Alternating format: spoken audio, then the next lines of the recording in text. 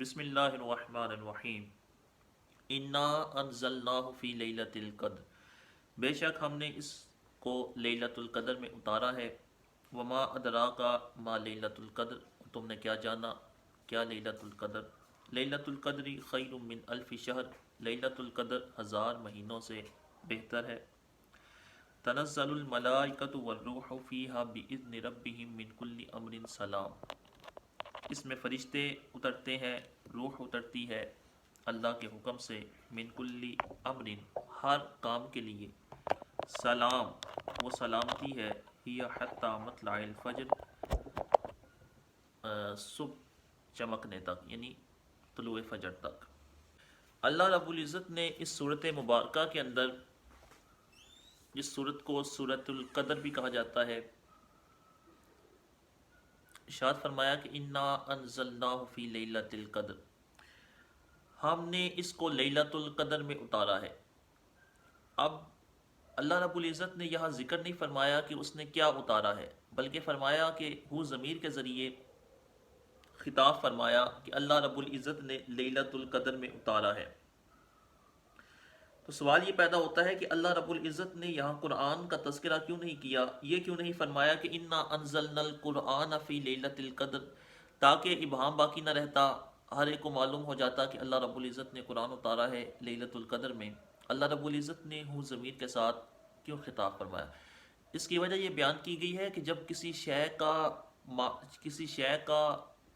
جس بارے میں بتایا جائے، جب وہ شے اگلے کو معلوم ہو تو اس کو ابہام میں ہی رکھ دیا جاتا ہے، وہاں تصریح کی ضرورت نہیں پڑتی، کہ اگلے کو معلوم ہوتا ہے کہ کیا اتارا ہے اور کس نے اتارا ہے۔ تو اللہ رب العزت نے جب بیان فرمایا کہ بے شک ہم نے اتارا ہے، تو اب سننے والا فوراً یہ جان لیتا ہے کہ اللہ رب العزت یہاں قرآن کے بارے میں فرما رہا ہے کہ ہم نے قرآن اتارا ہے لیلۃ القدر میں۔ یہ یعنی تصریح کو ترک کرنے کا فائدہ یہ حاصل ہوا۔ اور دوسرا فائدہ یہاں یہ حاصل ہوتا ہے کہ جب اللہ رب العزت نے یہ فرما رہا ہے کہ ہم نے اس کو اتارا ہے، تو قرآن کو اتارا ہے، تو دراصل وہ یہ بتانا چاہ رہا ہے کہ اتارنا، قرآن کو نازل کرنا، یہ صرف اور صرف اللہ رب العزت کی ذات کا خاصہ ہے، یہ کسی اور کی طرف سے نازل شدہ نہیں ہے، اور کوئی اور ایسا ہے ہی نہیں جو اس قرآن کو نازل کر سکے۔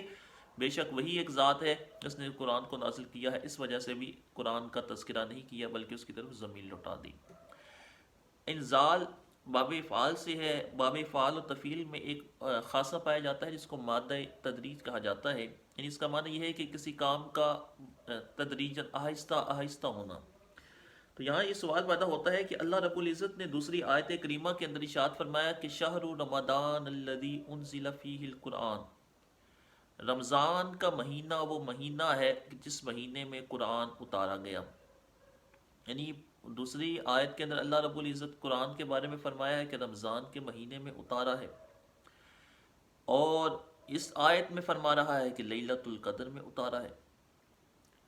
اور قرآن تو ہمیں معلوم ہے کہ 23 سال کے عرصے کے اندر اللہ کے رسول علیہ السلام پر تدریجاً نازل ہوا،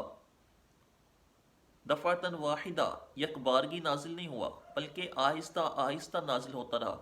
تو اللہ رب العزت نے یہ کیوں فرمایا کہ ہم نے قرآن کو لیلۃ القدر میں اتارا ہے، جبکہ قرآن تو 23 سال کے عرصے میں اترا ہے، لیلۃ القدر میں تو نہیں اترا، یعنی ایک رات میں تو نہیں اترا۔ تو یہاں مفسرین نے بیان فرمایا کہ اللہ رب العزت کی اس آیت کریمہ میں مراد یہ ہے کہ بے شک ہم نے قرآن کو لیلۃ القدر میں اتارا ہے، یعنی ہم نے قرآن کو لوح محفوظ سے آسمان دنیا پر وہ لیلۃ القدر میں اتارا ہے۔ اس کا ایک معنی یہ بیان کیا گیا ہے کہ اللہ رب العزت یہ بیان فرمانا چاہ رہا ہے کہ اس کا علم تو قدیم ہے، اس کا علم حادث نہیں ہے۔ یہاں یہ بھی سوال پیدا ہوتا ہے کہ اللہ رب العزت نے اس قرآن کو لیلۃ القدر میں اتارا ہے، تو اللہ رب العزت نے اس کو لیلۃ القدر میں ہی کیوں اتارا، اس سے پہلے کیوں نہیں اتارا یا اس کے بعد کیوں نہیں اتارا؟ اس کا یہ جواب دیا گیا کہ اللہ رب العزت کا علم تو قدیم ہے، وہ تو جانتا تھا کہ قرآن کو کب اتارنا ہے، اس نے مقدر فرما دیا تھا، لیکن اس کے علم کے اعتبار سے اس کے اندر اس کے اتارنے میں کوئی کمی پیشی نہیں ہوئی، یعنی اس کے علم کے اعتبار سے اس کے اتارنے میں کوئی کمی پیشی نہیں ہوئی، بلکہ اس کا علم ازلی اور ابدی ہے، اور اس نے قرآن کو لوح محفوظ سے آسمان دنیا پر وہ لیلۃ القدر میں اتارا ہے. پھر آسمان دنیا سے وہ حضرت جبریل امین علیہ السلام کے ذریعے سے اللہ کے رسول علیہ السلام کی ذات پاک پر وہ 23 سال کے عرصے میں اتارا ہے.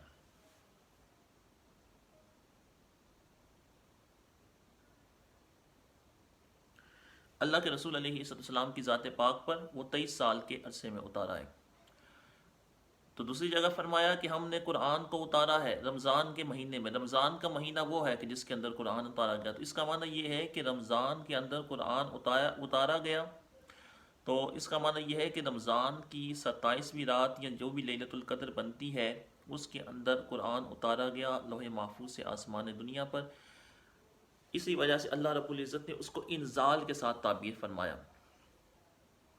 اِنَّا أَنزَلْنَاهُ فِي لَيْلَةِ الْقَدْرِ. یہاں قدر کے اوپر جزم ہے. ایک قدر ہے دوسرا قدر ہے. ایک فتح کے ساتھ ہے زبر کے ساتھ قدر, دوسرا جزم کے ساتھ ہے قدر. ان دونوں کا معنی ایک ہی ہے, ان دونوں کے معنی میں کوئی فرق نہیں ہے. قدر کا معنی بھی تقدیر ہی ہے اور قدر کا معنی بھی تقدیر ہی ہے, یعنی ناپنا, تولنا, برابر کرنا. جعل مساواتی شیئن علی شیئن من غیر زیادت ولا نقصان. ایک شے کو دوسری شے کے اس طرح برابر کرنا کہ دونوں ایک بغیر کسی کمی اور زیادتی کے برابر ہو جائیں. جیسا کہ ہم کوئی چیز لینے جاتے ہیں تو وہ ناپ کے ہمیں دیتے ہیں, تول کے دیتے ہیں کہ دونوں چیزوں کو برابر کر دیتے ہیں تاکہ کوئی کمی پیشی نہ ہو جائے. تو قدر کو بھی قدر اسی وجہ سے کہا جاتا ہے کہ ایک معنی تو اس کا یہ بیان کیا گیا ہے کہ ان اللہ تعالی قدر فیہا ما یکون فی تلک السنہ, کہ اللہ تعالیٰ اس رات کے اندر مقدر فرما دیتا ہے کہ جو کہ اس سال میں ہونے والا ہے. لوگوں کے رزق, بارش کا برسنا, فرشتوں کی ڈیوٹیاں, ہر چیز کو اس رات میں چونکہ مقدر فرما دیتا ہے, یعنی اس کا فیصلہ فرما دیتا ہے. دوسری جگہ فرمایا انا کل شین خلقناہ بقدر, بے شک ہم نے ہر شے کو ایک معین مقدار کے ساتھ خلق کیا ہے. ایک معین مقدار کے ساتھ خلق کیا ہے. خلق کا ایک معنی تقدیر بھی ہے, خلق کا ایک معنی تقدیر بھی ہے, یعنی برابر کرنا. تو اس کو اس معنی پر بھی اس رات کو قدر کی رات کہا جاتا ہے. یعنی قدر کی رات کا معنی یہ ہے کہ تقدیر کی رات, یعنی اس رات کے اندر اللہ رب العزت فیصلے فرما دیتا ہے. اللہ رب العزت تمام ضروری امور و اس کائنات کے نظام کے تمام ضروری امور ان کا فیصلہ فرما دیتا ہے. بارش کب برسنی ہے, لوگوں میں کتنا رزق تقسیم ہونا ہے, کس کو کتنا عطا کرنا ہے, کس نے کس اس سال میں زندہ رہنا ہے, کس نے مرنا ہے, سب کچھ اس رات کے اندر مقدر فرما دی جاتا ہے. تو سوال پیدا ہوتا ہے کہ اللہ رب العزت کو تو کیا پہلے معلوم نہیں ہے کہ اللہ کیا ہونا ہے, کس نے زندہ رہنا ہے, کس نے مرنا ہے, کس کو کتنا رزق ملنا ہے, کب بارش ہونی ہے, کیا اس کو معلوم نہیں ہے؟ تو وہ اس رات کے اندر اس کو کیوں مقدر فرماتا ہے جبکہ وہ پہلے ہی جانتا ہے کہ کیا ہونا ہے؟ تو اس کا مفسرین نے جواب عطا فرمایا کہ دراصل یہ اللہ رب العزت کے علم کے اعتبار سے نہیں ہے کہ وہ اس رات کے اندر اس کو علم حاصل ہوتا ہے کہ فلاں نے مرنا ہے, فلاں نے جینا ہے, فلاں وقت پہ بارش برسنی ہے, بلکہ اس کا علم تو قدیم ہے. اس رات کے اندر دراصل وہ فرشتوں کو لوح محفوظ کے اوپر اطلاع دے دیتا ہے, کہ فرشتوں کو لوح محفوظ پہ یہ اطلاع دے دیتا ہے کہ وہ بھی یہ جان لیتے ہیں کہ کس کو کتنا رزق ملنا ہے, کس کو موت آنی ہے, کس نے زندہ رہنا ہے. یعنی اللہ رب العزت جو کہ کائنات کے اندر جن کو اللہ رب العزت نے مدبرات بنایا ہے, والمدبرات امرا کا حکم جن کو فرمایا, ان فرشتوں کو بھی اس کے اوپر اطلاع دے دی جاتی ہے. انا انزلناہ فی لیلۃ القدر, قدر کا ایک معنی یہ بیان کیا گیا. دوسرا قدر کا معنی, قدر ویسے عزت کو بھی کہتے ہیں, منزلت کو, شرف کو, عزت کو بھی کہا جاتا ہے. تو اللہ رب العزت کا پھر اس آیت سے معنی یہ ہوگا کہ ہم نے اس قرآن کو قدر والی رات میں اتارا ہے. قدر والی رات, اس رات کو کیوں کہا جاتا ہے؟ ایک تو اس کا معنی یہ ہے کہ اس سے مراد فاعل ہے کہ من اتی فیھا بالطاعات, جو اس رات کے اندر عبادتیں کرتا ہے, طاعت کرتا ہے, ریاضت کرتا ہے. چونکہ اللہ رب العزت کے ہاں اس کی بڑی قدر ہے, اس کا بڑا مقام ہے, اس کا بڑا رتبہ ہے, اس وجہ سے یہ رات بھی قدر والی ہو گئی. یعنی یہ رات بھی قدر والی ہو گئی کہ اللہ رب العزت نے اس فاعل کے, اس عبادت کرنے والے کی وجہ سے اس رات کو بھی قدر والا فرما دیا ہے. یعنی فاعل قدر والا ہے, اس وجہ سے وہ رات بھی قدر والی ہو گئی ہے. یعنی مظروف قدر والا ہے, اس کی وجہ سے ظرف بھی وہ قدر والا ہو گیا ہے. ایک قدر کا معنی یہ بیان کیا گیا، انا انزلناہ فی لیلۃ القدر، بے شک ہم نے اس قرآن کو اتارا ہے لیلۃ القدر میں۔ وما ادراک ما لیلۃ القدر، اور تم نے کیا جانا کیا لیلۃ القدر، یعنی لیلۃ القدر کی کیا فضیلت ہے، کیا اس کا مقام ہے اللہ رب العزت کے ہاں، تمہیں کیا معلوم؟ یعنی اللہ رب العزت لوگوں کو اس بات کی تنبیہ فرما رہا ہے کہ تمہیں اس بات کا ادراک نہیں ہے۔ دراصل ادراک اور علم کے اندر فرق ہوتا ہے۔ علم کہتے ہیں کسی شے کو جاننا، اور ادراک کہتے ہیں، ادراک کا معنی یہ ہوتا ہے کہ اپنے خواص خمسہ کے ذریعے کسی شے کو جان لینا، یعنی انسان کے جو 5 سینسز ہیں ان کے ذریعے کسی شے کو جان لینا، اس کو ادراک کا نام دیا جاتا ہے۔ اور علم عام ہے، ادراک پر بھی بولا جاتا ہے، چاہے خواص خمسہ کے ذریعے کچھ کسی شے کا علم حاصل ہو اس کے اوپر بھی علم کا اطلاق کیا جاتا ہے، اس کے علاوہ بھی کسی ذریعے سے کچھ حاصل ہو تو اس کے اوپر بھی علم کا اطلاق کیا جاتا ہے۔ جیسا کہ اللہ رب العزت نے دوسری آیت مبارکہ میں فرمایا کہ لا تدرکہ الابصار، آنکھیں اس کا ادراک نہیں کر سکتی، یعنی یہاں دیکھنے کی نفی نہیں فرمائی بلکہ ادراک کی نفی فرمائی، آنکھیں اس کا ادراک نہیں کر سکتی، یعنی ادراک کا معنی یہاں بنے گا کہ اس کا احاطہ نہیں کر سکتی، اس کا احاطہ نہیں کر سکتی۔ دوسری آیت مبارکہ کے اندر وجوہ یومئذ ناظرہ، یعنی اس دن الی ربہا ناظرہ، اس دن کتنے چہرے بڑے خوش ہوں گے، اپنے رب کو دیکھ رہے ہوں گے۔ اللہ رب العزت نے وہاں یہ بیان فرما دیا کہ کچھ مومن، بلکہ ہر مومن اللہ رب العزت کو بروز قیامت اپنی آنکھوں سے دیکھے گا، لیکن ان کا دیکھنا ایسا نہیں ہوگا کہ وہ اللہ رب العزت کی ذات کا ادراک کر جائیں گے، کہ اس کی ذات کا احاطہ کر لیں گے، بلکہ ان کا دیکھنا ایسا ہی ہوگا کہ جتنا اللہ رب العزت چاہے گا، جیسا چاہے گا ویسا وہ دیکھیں گے۔ ان کا دیکھنا وہ ادراک سے باہر ہوگا، کہ یعنی من کل الجہت جو ہے وہ دیکھ نہیں پائیں گے، بلکہ جتنا اللہ رب العزت چاہے گا اتنا ہی ان پر ظاہر کیا جائے گا۔ اس کو ادراک کا نام دیا جاتا ہے۔ فما ادراک ما لیلۃ القدر، اور تم نے کیا جانا، یعنی تم نے کیا ادراک کیا کہ لیلۃ القدر کیا ہے۔ لیلۃ القدر خیر من الف شہر، لیلۃ القدر 1000 مہینوں سے بہتر ہے۔ اللہ رب العزت نے اس رات کے بارے میں فرمایا کہ یہ رات 1000 مہینوں سے بہتر ہے۔ اس کے بارے میں روایت یہ ملتی ہے، امام فخر رازی رحمۃ اللہ تعالی نے بھی اس کو نقل کیا، کہ بنی اسرائیل کے اندر ایک شخص تھا، فیقوم اللیل حتی یصبح، رات کو عبادت کیا کرتا یہاں تک کہ صبح ہو جاتی۔ اللہ کے رسول علیہ السلام سے تذکرہ کیا گیا، اس کے بارے میں جب بتایا گیا، ثم یجاہد حتی یمسی، پھر دن میں جہاد کیا کرتا یہاں تک کہ شام ہو جاتی۔ تو فتعجب رسول اللہ صلی اللہ علیہ وسلم والمسلمون من ذلک، اللہ کے رسول علیہ السلام کو اور مسلمانوں کو، صحابہ کرام کو اس شخص پہ بڑا تعجب ہوا۔ 1000 مہینے اس نے ایسے ہی گزارے کہ رات کو عبادت کی اور صبح کو جہاد کیا، رات کو عبادت کی، صبح ہو گئی، پھر صبح کو جہاد کرتا یہاں تک کہ شام ہو جاتی۔ اس نے 1000 مہینے ایسے گزارے۔ تو اللہ رب العزت نے جب صحابہ کرام نے تعجب فرمایا تو یہ آیت کریمہ نازل فرمائی کہ لیلۃ القدر خیر من الف شہر، کہ لیلۃ القدر 1000 مہینوں سے بہتر ہے۔ وہ 1000 مہینے جس 1000 مہینوں کے اندر اس بنی اسرائیل کے عابد نے، مجاہد نے عبادتیں کی، ریاستیں کی، میں تمہیں ایک ایسی رات عطا کر رہا ہوں کہ اگر اس رات کے اندر تم اللہ رب العزت کی عبادت کرو، اس کو راضی کرو، تو یہ ایک رات ہی اس عابد کے، بنی اسرائیل کے اس 1000 مہینوں سے بہتر ہوگی جس کے اندر اس نے عبادتیں کی اور دن کو روزہ رکھا اور دن کو جہاد کیا۔ اس کا ایک معنی یہ بیان کیا گیا ہے، لیلۃ القدر خیر من الف شہر، لیلۃ القدر 1000 مہینوں سے بہتر ہے۔ یہ 83 سال اور کچھ ماہ بنتے ہیں 1000 مہینے، یعنی لیلۃ القدر ان 1000 مہینوں سے بہتر ہے جن مہینوں کے اندر لیلۃ القدر نہیں آتی۔ اس کا مطلب یہ ہے کہ اللہ رب العزت کے ہاں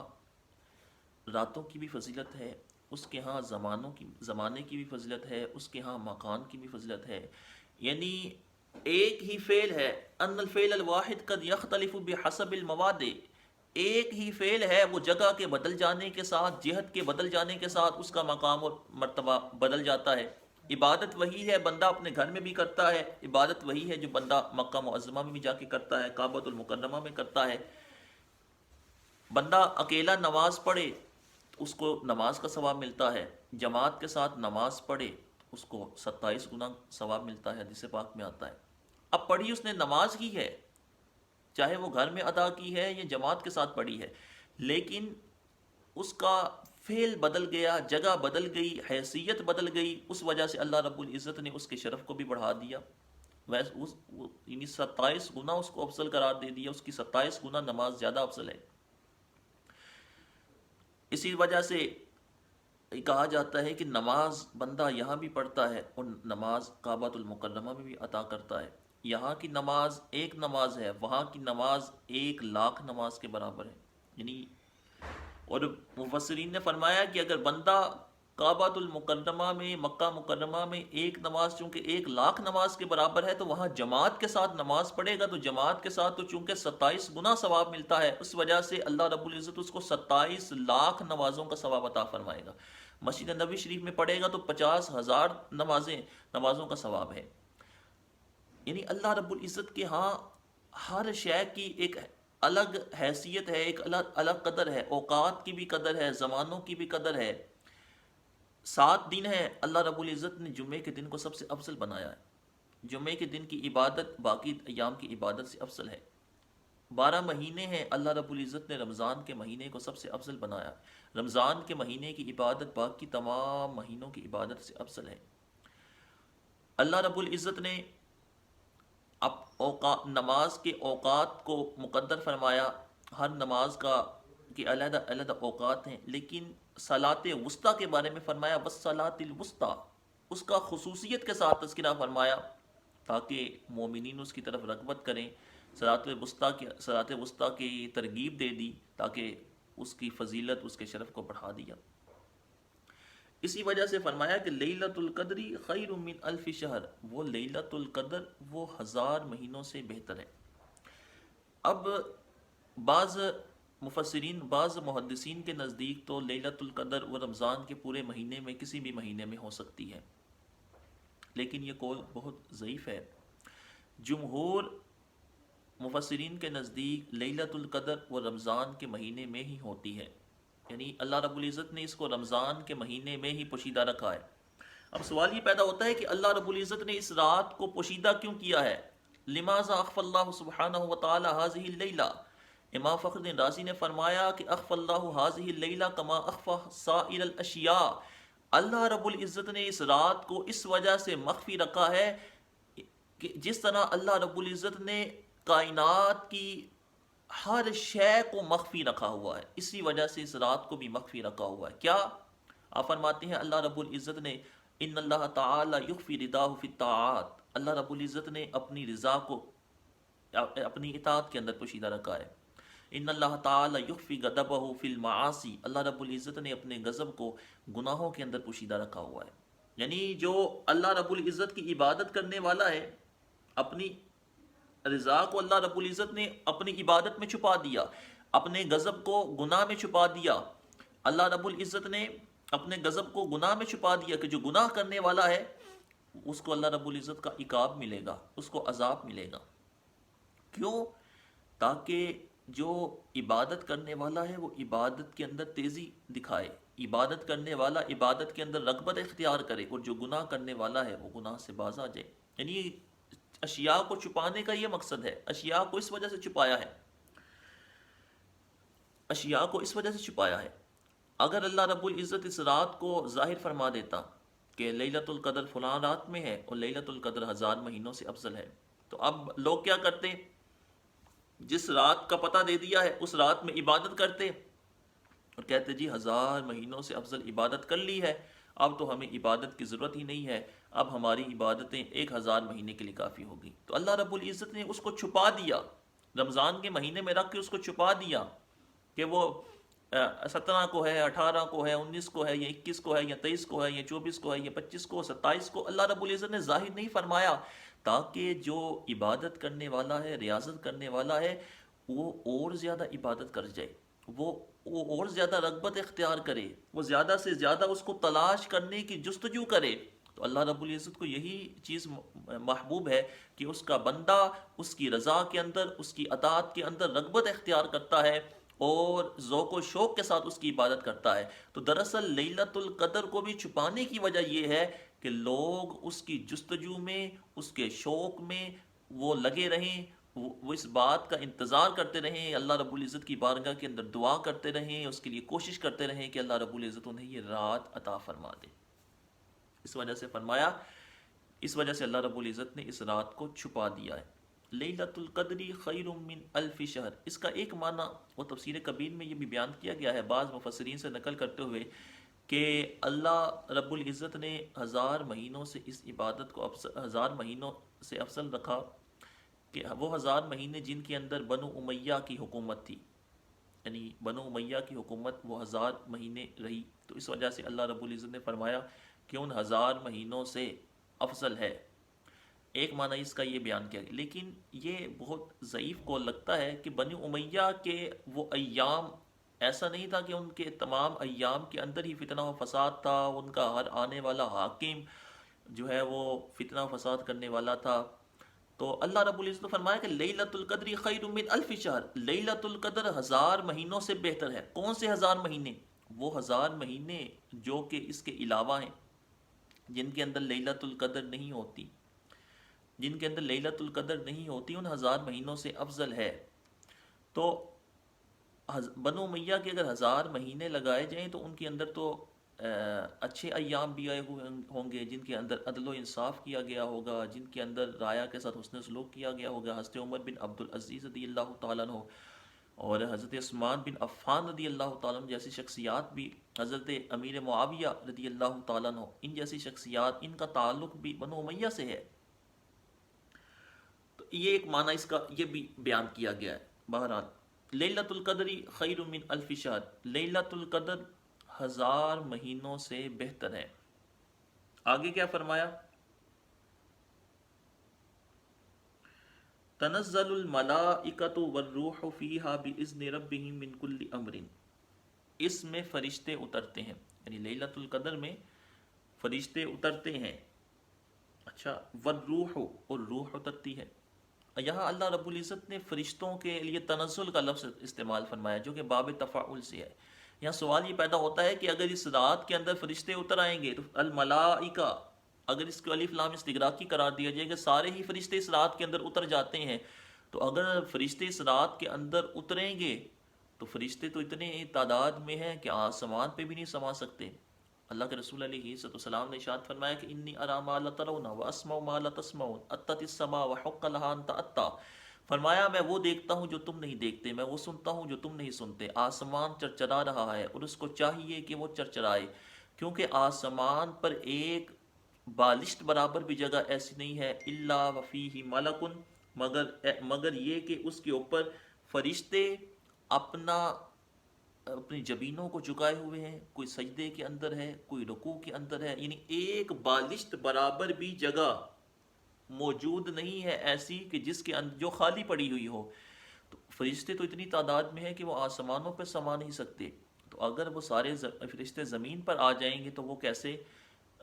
نظام باقی رہے گا؟ تو یہاں اس مفسرین نے فرمایا کہ یہاں اللہ رب العزت نے تنزل کے لفظ سے ذکر فرما دیا کہ فرشتے یک بارگی نہیں آتے بلکہ مرتن بعد مرہ، باری باری آتے ہیں۔ جس طرح کعبۃ المکرمہ میں ایک گروہ جاتا ہے، کعبے میں داخل ہو جاتا ہے، دوسرا گروہ باہر نکل آتا ہے، تو اسی طرح فرشتوں کی ایک گروہ آتا ہے اور دوسرا گروہ چلا جاتا ہے۔ اللہ رب العزت نے یعنی فرشتوں کی کثرت کو بیان فرما دیا کہ بہت کثرت کے ساتھ اس رات کے اندر فرشتے نازل ہوتے ہیں۔ اب سوال یہ پیدا ہوتا ہے کہ وہ فرشتے کیوں نازل ہوتے ہیں، وہ کیوں زمین پر آتے ہیں اس رات کے اندر، اس رات میں وہ فرشتے زمین پر کیوں آتے ہیں؟ امام فخر الدین رازی نے فرمایا کہ لِأَنَّهُمْ كَانُوا يَشْتَاقُونَ إِلَيْنَا، وہ فرشتے ہمارا شوق رکھتے ہیں، ہمارا اشتیاق رکھتے ہیں، اس وجہ سے وہ اس رات کے اندر آتے ہیں۔ یعنی اللہ رب العزت نے ان کے دلوں میں مومنین کی محبت ڈالی ہے، وہ مومنین سے محبت کرنے والے ہیں، اس وجہ سے وہ اس رات کے اندر آتے ہیں تاکہ مومنین کی عبادت کو دیکھیں، ان کی ریاضت کو دیکھیں، ان کا اللہ رب العزت کا ذکر کرنا، نوافل پڑھنا، کوئی تسبیح میں مشغول ہے، کوئی ذکر میں مشغول ہے، کوئی نوافل میں مشغول ہے، کوئی توبہ و استغفار کر رہا ہے، یہ تمام امور وہ دیکھنے کے لیے وہ اس رات کے اندر زمین پر تشریف لاتے ہیں۔ تو سوال یہ پیدا ہوتا ہے کہ یہ سارے امور تو وہ ہم سے زیادہ کرتے ہیں، مومنین تو ایک تعداد تو وہ ہوتی ہے جو صرف اس رات کے اندر مصلح بچھاتی ہے، اس رات کے اندر عبادت کرتی ہے۔ فرشتے تو وہ ہیں جو ہر وقت اللہ رب العزت کی تسبیح و تحلیل میں، استغفار کے اندر مشغول ہیں۔ وہ کیوں مومنین سے اتنی محبت کرتے ہیں، وہ کیوں مومنین کو دیکھنے آتے ہیں؟ تو یہاں مفسرین نے اس کا جواب یہ عطا فرمایا کہ اللہ رب العزت نے ان کے دلوں میں مومنین کی محبت ڈال دی ہے، اسی وجہ سے فرمایا وَيَسْتَغْفِرُونَ لِلَّذِينَ آمَنُوا، وہ مومنین کے لیے استغفار کرتے ہیں، یعنی فرشتے ان کے لیے استغفر اللہ، استغفار مومنین کے لیے کرتے ہیں، حالانکہ فرشتے معصوم عن الخطا ہے، وہ گناہوں سے پاک ہیں، ان کے اوپر کوئی گناہ نہیں، لیکن وہ ان کے لیے استغفار کرنے والے ہیں جو گناہوں سے بھرے ہوئے ہیں۔ تو یہ بھی اللہ رب العزت کا اس امت کے اوپر خاص کرم ہے، اس امت کے اوپر خاص فضل ہے کہ اس نے اپنے فرشتوں کو بھی ان فرشتوں کے دلوں میں بھی مومنین کی محبت ڈال دی۔ پہلے تو انہوں نے کہا تھا نا اتجعل فیہا من یفسد فیہا ویسفک الدماء، اے ہمارے مولا کہ اس میں تو وہ اس کو بھیجے گا کہ جو اس میں فساد مچائے، لوگوں کا خون ریزی کرے۔ انہوں نے پہلے دیکھا تھا کہ اللہ رب العزت نے جنات کو اس زمین کے اندر حکومت دی، 5000 سال حکومت اللہ رب العزت نے عطا فرمائی حضرت آدم علیہ السلام کی پیدائش سے پہلے، تو انہوں نے کتنا فساد مچایا، ایک دوسرے کے ساتھ ہی جنگ و قتال کرنا شروع کر دیا۔ اللہ رب العزت نے عزازیل اور اس کے ساتھ فرشتوں کی فوج کو بھیجا، اور جا کے وہ ان کو سارے جنات کو زمین سے انہوں نے بھگا دیا، جزیروں کے اوپر نکال دیا، اور سب کو یہاں سے بھیج دیا گیا۔ پھر اللہ رب العزت نے حضرت آدم علیہ السلام کی تخلیق فرمائی،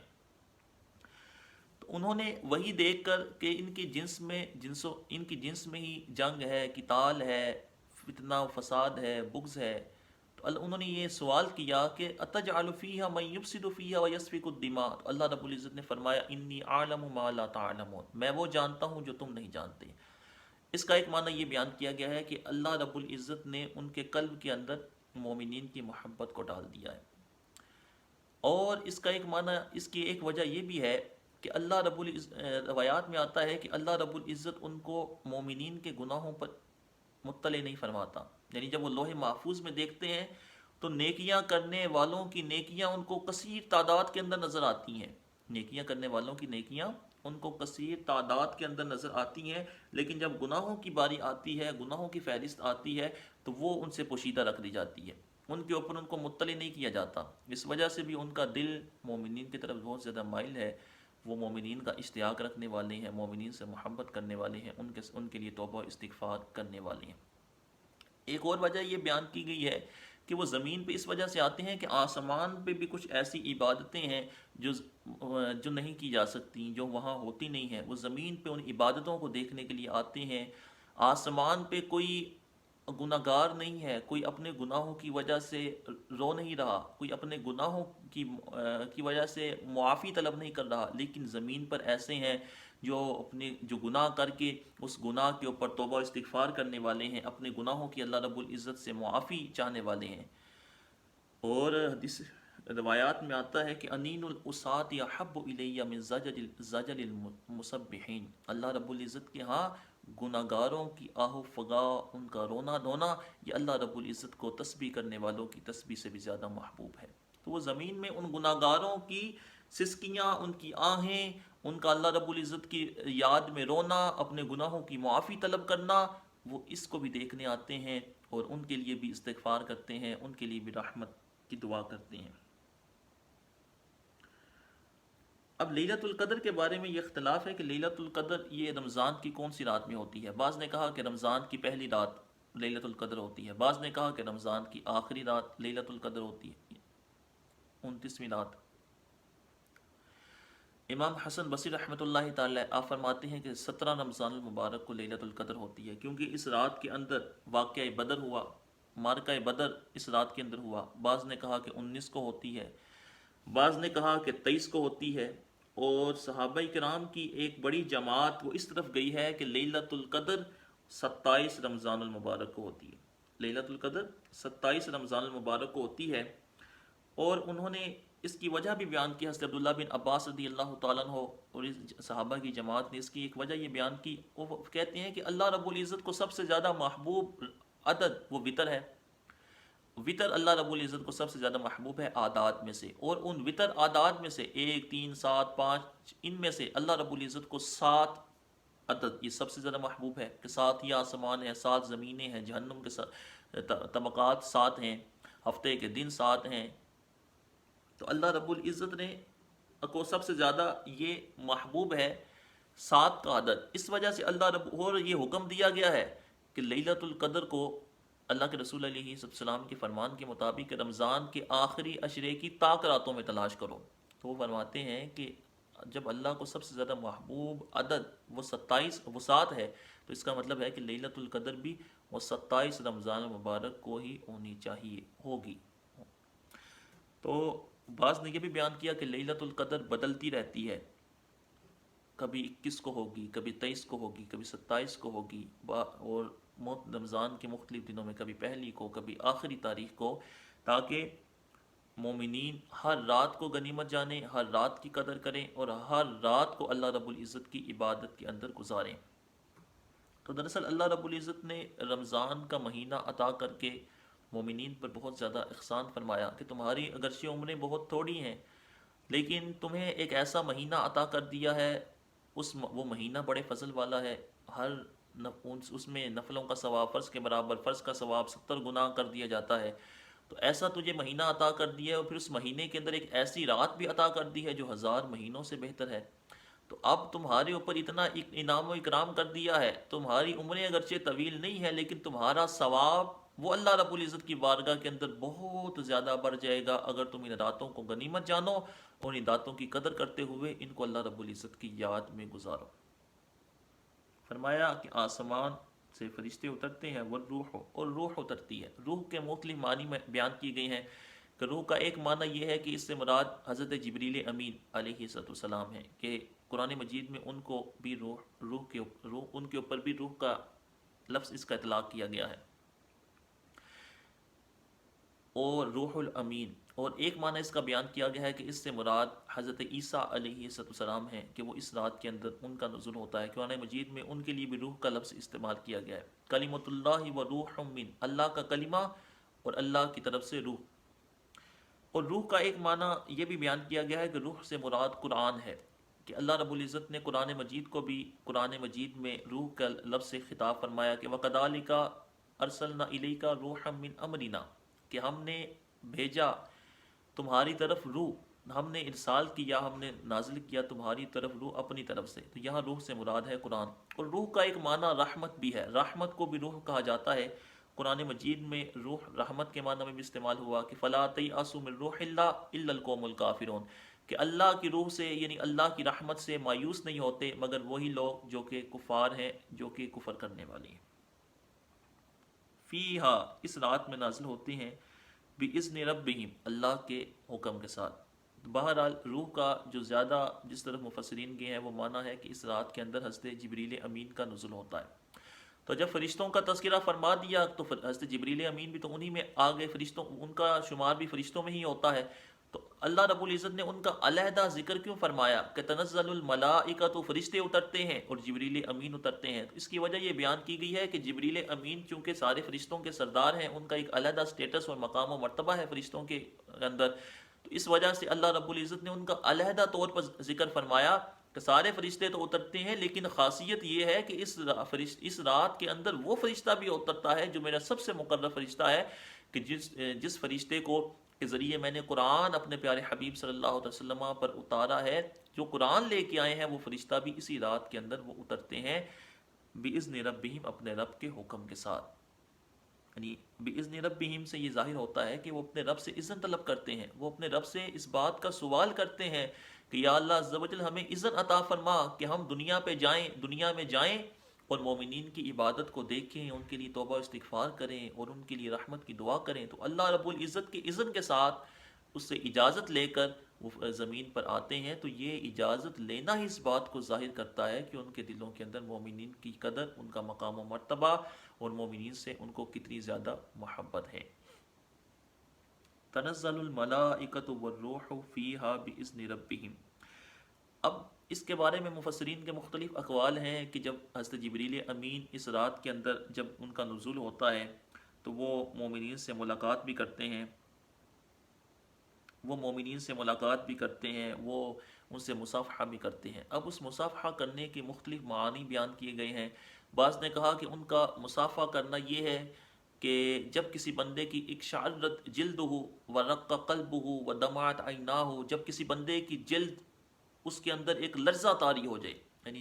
جلد کے اندر کپ کپی طاری ہو جائے کسی عابد کے اندر، اور اس کے دل کے اندر رقت طاری ہو جائے، اس کی آنکھ سے آنسو آ جائے، تو یہ اس بات کی طرف اشارہ ہے کہ وہ اللہ رب العزت نے اس رات کو اسے عطا فرما دیا ہے، اور جبریل امین نے اس سے مصافحہ بھی کر لیا ہے۔ یعنی ایسا نہیں ہے کہ جبریل امین آئیں گے، اس سے سلام لیں گے، اس کو وہ دیکھ رہا ہوگا، وہ جانتا ہوگا، بلکہ اس کا معنی یہی بیان کیا گیا ہے کہ ان کا مصافحہ کرنا ایسا ہی ہے کہ اس کے اوپر اللہ رب العزت کا خوف طاری ہو جائے گا اس رات میں، اس کو خشوع و خضوع کی کیفیت، اس کے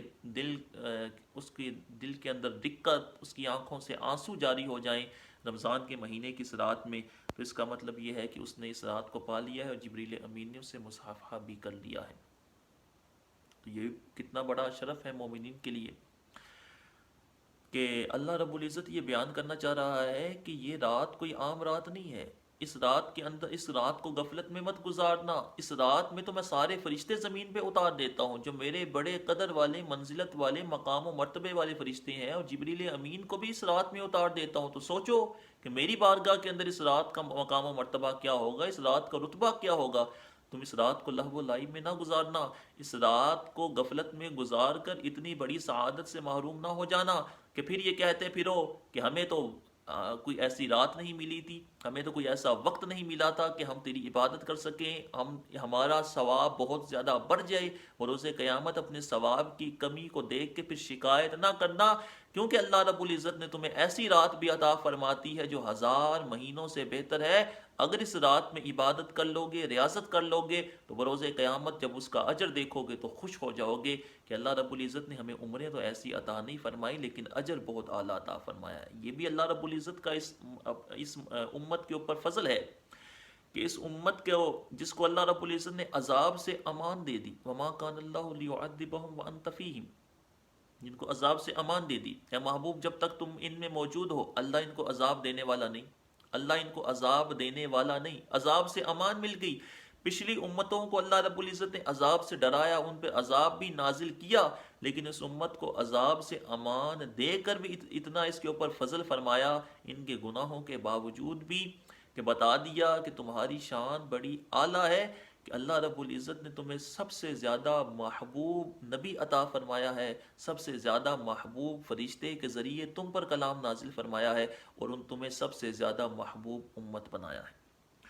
من کل امرین، ہر عمل کے لیے، یعنی من اجلی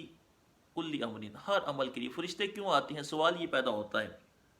تو دراصل اللہ رب العزت نے فرشتوں کے آنے کی وجہ بیان کر دی کہ یہ بھی قرآن کا ایک انداز ہے، قرآن کا حسن بیان ہے کہ وہ فرشتے آتے ہیں۔ اللہ رب العزت نے یہ نہیں فرمایا کہ وہ فرشتے آتے ہیں، کہاں سے آتے ہیں۔ اللہ رب العزت نے یہ بیان فرمایا کہ وہ کیوں آتے ہیں، کیونکہ کسی شے کی علت کا معلوم ہو جانا یہی اصل شے ہوتی ہے، اصل مقصود ہوتا ہے کہ پتہ لگے کہ ان کا آنا کیوں ہے۔ جیسے کوئی بندہ آپ کے پاس آئے، آپ دو سوال بنتے ہیں، آپ یا تو اس سے پوچھیں گے کہاں سے آئے ہو، ایک سوال یہ، دوسرا آپ سوال یہ پوچھیں گے کہ کس لیے آئے ہو۔ جو اہم سوال ہے ان دونوں میں سے وہ یہ ہے کہ کس لیے آئے ہو۔ جب آپ کے پاس کوئی آتا ہے تو وہ جہاں سے بھی آئے، اس سے آپ کو غرض نہیں ہونی چاہیے کہ اس کے بعد جو اہم سوال ہے وہ یہی بنتا ہے کہ وہ کس لیے آیا ہے، وہ کرنے کیا آیا ہے، آپ کے پاس کیوں آیا ہے۔ تو آپ کو سب سے پہلے یہ سوال پوچھنا چاہیے کہ تم کیوں آئے ہو، یعنی کیا وجہ ہے، کیا کرنے آئے ہو۔ تو اللہ رب العزت نے ان کے آنے کی وجہ بھی بیان فرما دی کہ من کل امر، وہ ہر امر کے لیے آتے ہیں، کیونکہ وہ ان کو اللہ رب العزت نے امور دنیا ان کے سپرد کر دیے ہیں اللہ رب العزت نے۔ تو وہ دنیاوی امور چونکہ ان کے سپرد ہیں، کسی کے ذمہ بارش برسانا، رزق دینا، رزق کی تقسیم کرنا، یعنی وہ اس وجہ سے وہ چونکہ لوگوں کے کاموں کی تدبیریں کرنے والے ہیں، اس وجہ سے وہ آتے ہیں۔ من کل امرن، ہر کام کے لیے، وہ ہر کام کے لیے آتے ہیں۔ یعنی اللہ رب العزت نے خیرات الدنیا و خیرات الآخرہ، دنیا کی خیریت اور آخرت کی خیریت دونوں کے بارے میں بیان کر دیا کہ وہ اللہ رب العزت نے ہر فرشتے کو کوئی نہ کوئی کام سپرد کیا ہے، وہ اسی کام کو سر انجام دینے کے لیے آتا ہے۔ سلام، سلامتی ہو، ہی حتی مطلع الفجر، سلامتی ہو۔ وہ کیا کہتے ہیں؟ وہ آتے ہیں اور وہ کہتے رہتے ہیں کہ سلامتی ہو، مومنین کے اوپر سلامتی کی دعا کرتے رہتے ہیں۔ کس چیز سے سلامتی ہو؟ سلامت عن الآفات، آفتوں سے سلامتی ہو۔ جس رات کے اندر عبادت کرنے والا ہے، اللہ رب العزت کو راضی کرنے والا ہے، وہ اس کے لیے دعا کرتے ہیں کہ اللہ تجھے ہر مصیبت سے، ہر آفت سے، اللہ رب العزت تجھے شریروں کے شر سے، اللہ رب العزت تجھے جہنم کے عذاب سے، اللہ رب العزت تجھے ہر قسم کی برائی سے محفوظ رکھے۔ یعنی ان کے لیے سلامتی کی دعا کرتے رہتے ہیں ساری رات وہ فرشتے۔ سلام، سلام، یعنی من کل باب، دوسری جگہ میں فرمایا من کل باب سلام علیکم، تم کے اوپر، تمہارے اوپر سلام ہو، تم کتنے اچھے ہو۔ یعنی فرشتے جنتیوں کا استقبال سلامتی کے ساتھ کریں گے۔ سلامتی کس چیز کو کہا جاتا ہے؟ کسی کے لیے رحمت کی دعا کرنا، کسی کو امان دے دینا، کسی کے لیے اچھائی کی دعا کر دینا۔ یعنی سلامتی کا مفہوم بہت عام ہے کہ ہر شے سے سلامتی ہو، اور انسان یہی چاہتا ہے کہ اس کی دنیا اور آخرت کے اندر سلامتی ہو جائے۔ تو جب وہ سلامتی کی دعا کر دیتے ہیں تو اس کا مطلب ہے کہ وہ ان کی دنیا اور آخرت دونوں کے سنورنے کی دعا کر دیتے ہیں۔ یعنی وہ انہیں کوئی خاص دعا نہیں دیتے کہ اللہ رب العزت تمہیں فلاں شے عطا کر دے یا فلاں شے عطا کر دے، وہ ان کے اوپر سلامتی کی دعا کر دیتے ہیں کہ اللہ رب العزت تمہیں دنیا اور آخرت کے اندر سلامت رکھے، یعنی تمہاری دنیا بھی بن جائے، تمہاری آخرت بھی بن جائے۔ تو سوچیں کہ جن کے لیے فرشتے سلامتی کی دعا کریں، دنیا اور آخرت کے سنور جانے کی، دنیا اور آخرت کے اندر کامیاب ہو جانے کی، وہ لوگ کتنے خوش نصیب ہوں گے۔ ہی حتی مطلع الفجر، اور یہ سلامتی کی دعا ہوتی رہتی ہے یہاں تک کہ فجر طلوع ہو جاتی ہے۔ یہاں اس بات کے اندر اختلاف ہے کہ یہ لیلۃ القدر صرف رات میں ہی ہوتی ہے یا دن میں بھی ہوتی ہے۔ بعض نے کہا کہ یہ صرف رات میں ہی ہوتی ہے، دن کے ساتھ اس کا تعلق نہیں ہے، اور بعض نے کہا کہ لیلۃ القدر اس کا تعلق دن کے ساتھ بھی ہے، کہ وہ رات بھی ہوتی ہے اور اگلا دن وہ بھی لیلۃ القدر میں ہی شمار کیا جاتا ہے، کیونکہ وَهُوَ الَّذِي جَعَلَ اللَّيْلَ وَالنَّهَارَ خِلْفَةً لِمَنْ أَرَادَ أَن يَذَّكَّرَ أَوْ أَرَادَ شُكُورًا۔ اللہ رب العزت نے فرمایا کہ اسی نے دن اور رات کو بنایا ہے تاکہ لمن اراد ان یذکر، اس کے لیے جو ذکر کرنا چاہے، تذکیر کرنا چاہے، شکر ادا کرنا چاہے۔ یعنی اللہ رب العزت نے دونوں دن اور رات دونوں کو تسبیح اور شکر کا وقت جو ہے وہ ان کے لیے استعمال فرمایا، ذکر فرمایا۔ اور یہ بھی بیان کیا گیا ہے کہ جب رات مراد لی جائے، ایک رات، جب بندہ کہتا ہے کہ ایک رات میں نے عبادت کی، یا تو اس سے مراد، اس میں بعض اوقات دن بھی شامل ہوتا ہے، کہ مراد یہ ہوتا ہے کہ دن میں بھی عبادت کی ہے، رات میں بھی عبادت کی ہے، کہ رات کے دن کے اوپر بھی رات کا اطلاق کر دیا جاتا ہے، کہ دن کو بھی اس میں شامل کر دیا جاتا ہے۔ اور بعض اوقات صرف دن کہہ کہ میں نے آج کا دن اس کام میں گزارا ہے، یا آج کا دن عبادت میں گزارا ہے، اس میں رات بھی مراد لے لی جاتی ہے کہ میری مراد یہ ہے کہ دن بھی گزارا ہے، رات بھی گزاری ہے۔ اور اس میں بھی بعض نے اختلاف کیا کہ لیلۃ القدر آج بھی باقی ہے، یا وہ صرف اللہ کے رسول علیہ السلام کے ساتھ، زمانے کے ساتھ خاص تھی، یعنی نزول قرآن کے ساتھ خاص تھی، یا آج بھی باقی ہے۔ بعض اس طرف گئے ہیں کہ وہ اس کے ساتھ خاص ہے، لیکن صحیح قول یہ ہے کہ لیلۃ القدر وہ قیامت تک کے لیے باقی ہے۔ اللہ رب العزت نے اس کو قیامت تک کے لیے باقی رکھا ہے، وہ نزول قرآن کے ساتھ خاص نہیں ہے، بلکہ قیامت تک کے لیے اللہ رب العزت اس رات کی برکتیں مومنین کو عطا فرماتا رہے گا۔ یہ حتی مطلع الفجر، اور یہ بیان کر دیا کہ یہ رات ایسی نہیں ہے کہ بہت قلیل وقت کے لیے آتی ہے پھر ختم ہو جاتی ہے، اور یہ سلامتی کی دعا فرشتے بہت تھوڑی دیر کے لیے نہیں کرتے۔ یہ رات ہی حتی مطلع الفجر، فجر کے طلوع ہونے تک وہ سلامتی کی دعا کرتے رہتے ہیں۔ یعنی فرشتے ان کے لیے فجر کے طلوع ہونے تک